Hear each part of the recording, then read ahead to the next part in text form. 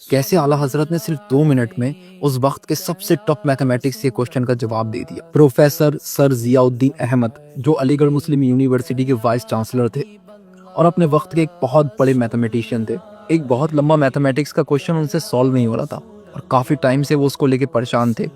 ہر ایک کویشچن لگائی، ہر فارمولا لگایا، ہندوستان کے جتنے بھی میتھمیٹیشینس تھے سب سے انہوں نے اس بارے میں کنورسیشن کری، لیکن کسی کو اس کا سولیوشن نہیں ملا۔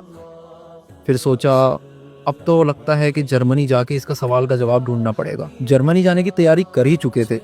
اس وقت ان کے ساتھ ایک پروفیسر کام کرتے تھے جن کا نام تھا حضرت سلیمان اشرفی صاحب۔ انہوں نے فرمایا میں آپ کو یہ سجیسٹ کروں گا کہ ایک بار آپ بریلی چل لیں اور اعلیٰ حضرت سے اس کا جواب ڈھونڈیں۔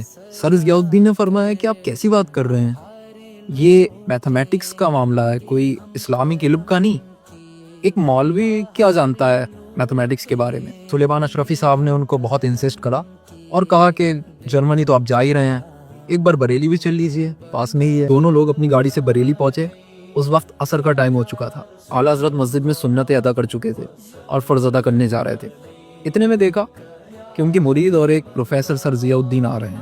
اعلیٰ حضرت نے ان دونوں کو آتے دیکھا اور اپنے پاس بٹھالا اور پوچھا کہ کیسے آنا ہوا اور مسئلہ کیا ہے۔ سر ضیاء الدین نے فرمایا کہ حضرت ایک میتھمیٹکس کا کوشچن ہے جس میں پھنسا ہوا ہوں اور مجھے اس کا سولیوشن نہیں مل رہا ہے۔ یہ بتانے کے بعد ایک لمبا میتھمیٹکس کا کوشچن نکالا اور اعلیٰ حضرت کے سامنے پیش کیا۔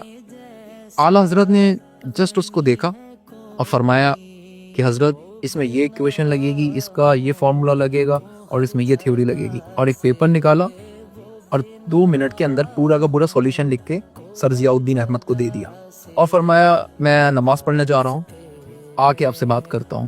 سر ضیاء الدین صاحب نے جب وہ پیپر دیکھا ان کے ہاتھ کانپ گئے اور ان کی آنکھوں سے آنسو آنے لگے۔